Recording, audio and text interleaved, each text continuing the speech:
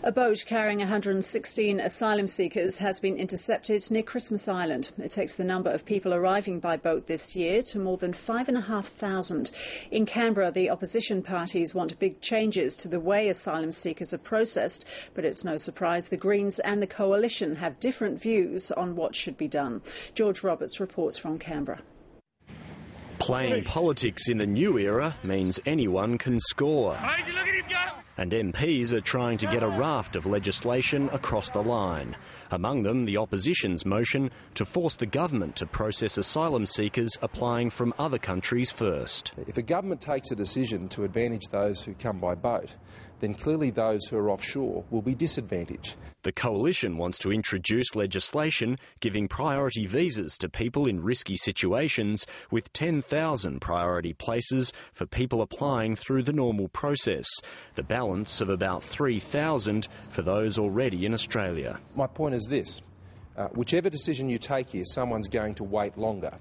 And our view is that those who are in extreme situations around the world should not have to wait longer. I don't think Mr Morrison thought this through. I'm not sure if he's taken it through the shadow cabinet in his party room, but if he has, I think there's been a lack of rigour in the process. The Greens are pointing to waiting times as a major contributing factor in the 2 suicides in as many months at Sydney's Villawood Detention Centre. Of course, this man clearly was not okay.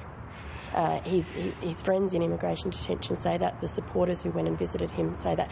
The department obviously knew that. He was under care. He was seeing psychiatric medicos within the centre. The self-harm, the attempted suicide, the successful suicides are going to continue as long as we've got a system which relies on mandatory detention. The Greens want an independent audit of immigration detention, saying the system that makes people wait makes people unwell.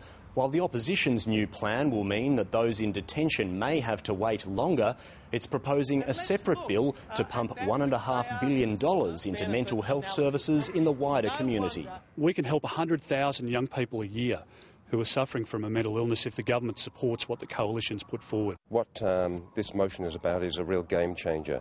It's about turning off the tap of preventable disability from mental illness. The Australian of the Year says both sides of politics support more help for the mentally ill. George Roberts, ABC News, Canberra.